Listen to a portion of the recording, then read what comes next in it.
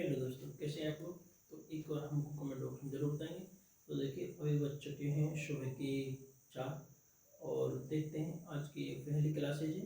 इसमें देखेंगे, बात करेंगे। आज हम बात करेंगे फ्रांस की क्रांति के बारे में। देखो, फ्रांस की क्रांति आप जानते होंगे, पहले आपने जूनियर क्लास में अच्छी तरह से पढ़ी होगी, और अगर नहीं पढ़ी या नहीं समझी तो आज समझ लीजिए। आज के बाद में फ्रांस की क्रांति आप इस तरह से समझ में आ जाएगी कि जिंदगी में कभी भूल ही नहीं सकते। ठीक है, तो देखो फ्रांस की क्रांति क्या थी। सबसे पहले तो देखो, ये फ्रांस की जो क्रांति हुई थी 1789 के समय की बात है। ठीक है, सन 1789 में फ्रांस की क्रांति हुई थी। और फ्रांस की क्रांति की मतलब मुख्य कारण क्या थे, इनकी वजह क्या थी होने की, तो उन कारणों के बारे में बात करते हुए चलते हैं। ठीक है, तो देखेंगे सबसे बड़ी बात तो होती है, देखो जिस गाड़ी का ड्राइवर ही सही नहीं होता है तो वो गाड़ी किस तरह से चल सकती है। चालक सही नहीं होगा तो गाड़ी इधर उधर भटकती रहेगी। तो अयोग्य शासक जो यहाँ मतलब फ्रांस का शासक था, लुई सोलेवा। कौन था? लुई सोलेवा। सोलेवा इस तरह से लिख सकते हैं। कैसे लिखते हैं? सोलेवा। लुई सोलेवा था, वो एक अयोग्य एवं अदूरदर्शी जिद्दी शासक था।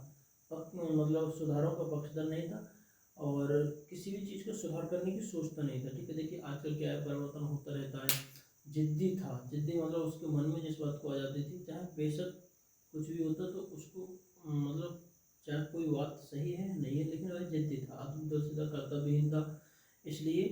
और मतलब सुधारों का पक्षधर नहीं था वह। ठीक है, और वह अपने निरंकुशता के लिए बनाए रखना चाहता था। निरंकुशता का मतलब, निरंकुश शब्द का अर्थ आप समझते हैं, निरंकुश जिस पर कोई अंकुश ना हो। ठीक है, तो उसे बोलते हैं निरंकुश। उसके लिए बना मतलब बनाए रखना चाहता था, और इसलिए जनता उसकी विरोधी बन गई। क्योंकि आजकल देखिए हर व्यक्ति के लिए स्वतंत्रता की आवश्यकता होती थी उस समय, तो लेकिन वो इस बात को बिल्कुल पक्षधर नहीं था। ठीक है, आगे बात करेंगे। देखो मध्यम वर्ग, मध्यम वर्ग की तो स्थिति बहुत ही ज़्यादा खराब थी। मध्यम वर्ग के अंतर्गत डॉक्टर है, वकील है, बहुत सारे लोग इसमें आ जाते थे। लेकिन इस समय में जैसे औद्योगिक क्रांति हुई, उसके बाद में ये लोग इसमें शामिल हो गए। फ्रांस की क्रांति में मध्यम वर्ग के लोग आकर मिल गए। ठीक है, तो यहाँ क्या था, इन सबके दिमाग में, जैसे जनता थी, जनता के दिमाग में तो राष्ट्रीय विचार की भावना थी पहले ऑलरेडी, लेकिन ये लोग भी उस जनता के साथ में शामिल हो गए, जिससे क्रांति ने एक भयावह रूप ले लिया, बहुत बड़ा रूप ले लिया। ठीक है, आम जनता की दयनीय स्थिति देखो, आम जनता की दयनीय स्थिति के अंतर्गत में समझेंगे आप। इसमें आम जनता की स्थिति इतनी खराब थी कि बाहर लोग सड़कों पर उतर आए, रोजी रोटी के लिए तरस रहे थे। लेकिन ये बकलोल थे महाबेवकूफ, इनकी जो पत्नी थी, एक बार महारानी घूमने के लिए निकले रोड पर, मतलब शहर में घूमने के लिए। तो वहाँ लोग, उन्होंने देखा कि उनको देखकर रोड पर उतर आए, रोटी रोटी के लिए चिल्ला रहे थे। तो ये इतनी मूर्ख, जब ये मूर्ख था तो इनकी वाइफ भी वो बहुत बड़ी मूर्ख थी। तो वो कह रही हैं लोगों से कि ये मंत्री से उन्होंने पूछा कि क्यों चिल्ला रहे हैं लोग, यहाँ रोड पर क्यों उतर आए हैं। तो उन्होंने बताया कि ये रोटी के लिए तरस रहे हैं, इनके पास खाने के लिए रोटी नहीं है। और कपड़े उल्टे सीधे पहने हुए थे, फटे हुए कपड़े। तो फटे हुए कपड़े देखकर उनके खोपड़े में ये विचार आया, जो मतलब लुई सोलेमा की पत्नी थी, कि हो सकता है इनका ये फैशन हो, और फैशन जो आया है निकल कर वो फ्रांस से ही आया है। जैसे कपड़े फटे हुए हैं, जींस टाइप का ये होते हैं ना, तो ये वहाँ से ही निकल कर आए हैं। ठीक है, तो उसने कहा कि अगर इनके पास रोटी नहीं है तो रोटी खाए क्यों नहीं, ये लोग केक खा सकते हैं, बहुत सारी चीज़ें, उनमें से कोई चीज़ खाएं, लेकिन रोटी के लिए क्यों मर रहे हैं।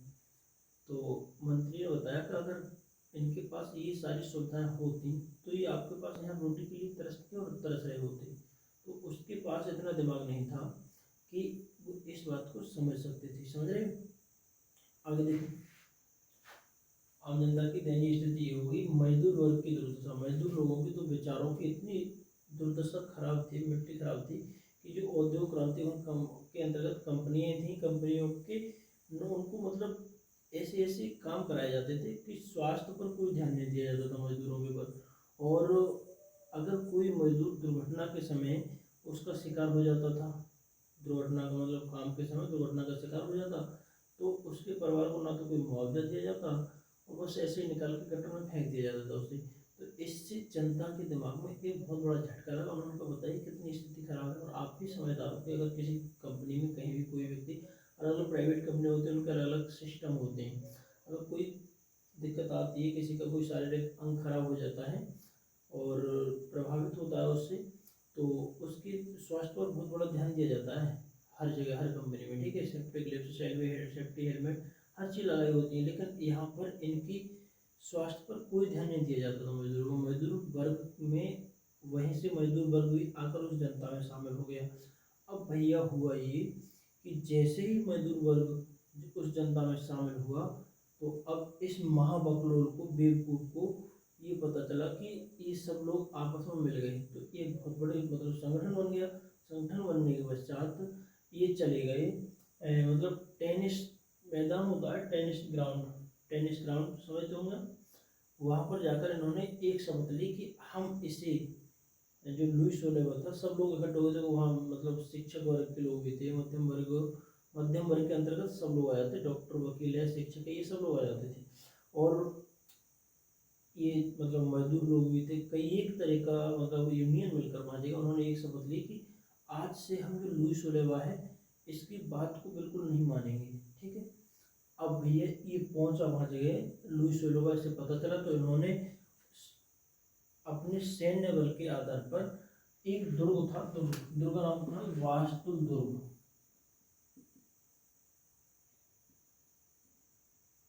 वास्तव दुर्ग का मतलब होता है किला, बहुत बड़ा किला होता है ना। अब इन जो जगह शपथ ले रहे थे वे लोग, मतलब कस्में खा रहे थे कि नहीं हम सब एकत्रित होकर रहेंगे। अब इन सबको एकत्रित करके इस दुर्ग में कैद करवा दिया। कैद करवाने के बाद में हुआ ये, लुईस ओलिवा जो था, 14 जुलाई की बात है, 14 जुलाई की, 14 जुलाई सन 1789, 14 जुलाई सन 1789 के लिए इन लोगों को किसी ने ये बता दिया, ये अफवाह फैल गई कि लुईस ओलिवा जो था यहाँ का फ्रांस का शासक, उसने विदेश से सेना बुलाई है। विदेश से सेना क्यों बुलाई है? कि हम पर आक्रमण करने के लिए। अब तो और बड़ा जनता के दिमाग में आक्रोश फैल गया, इन लोगों को पता चला तो इनके दिमाग में आक्रोश फैल गया। अब ये बाहर वाली जनता और ये भीतर वाले लोग इसमें कहते, ये सब एकत्रित हो गए। इन्होंने कहा भाई साहब, ये फ्रांस का युद्ध ब्रिटेन के साथ चल रहा था। ब्रिटेन कभी कभी दूसरे देशों पर कब्जा करता था, वो कहता था मैं बड़ा हो जाऊँ, फ्रांस कहता था मैं बड़ा हो जाऊँ, लेकिन ब्रिटेन के अंदर खोपड़ी तो थी, दिमाग तो था, लेकिन फ्रांस के अंदर उस सब चीज़ से दूर था ये शासक था इसका, ठीक है। और सबसे ज़्यादा तो इसे मतलब इसे ध्यान देने की जरूरत ही नहीं थी, सबसे ज़्यादा ध्यान ये देते थे अपने परिवार के बारे में। कहते थे जनता के लिए क्या है, वो तो बस गुलामी करने के लिए पैदा हुई है।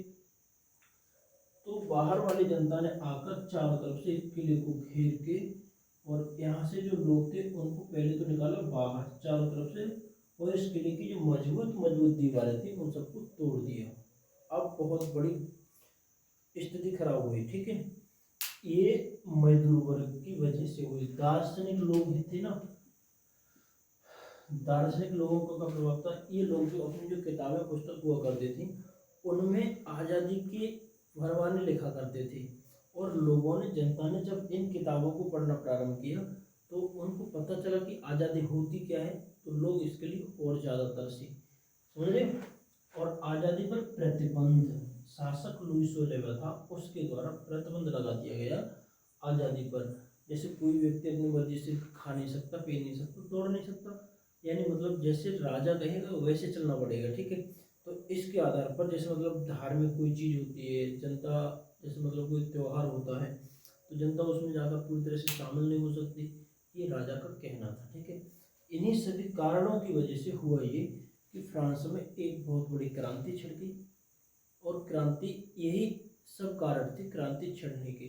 लुईस ओलिवा जो महाबकलोल शासक था उसे परास्त किया, और वहाँ पर एक नए शासक की स्थापना की गई, ठीक है, या नए शासक को लाकर चयन किया गया, समझते। आज के लिए बस इतना ही पर्याप्त है, मिलते हैं नेक्स्ट वीडियो, तब तक के लिए जय हिंद, जय भारत।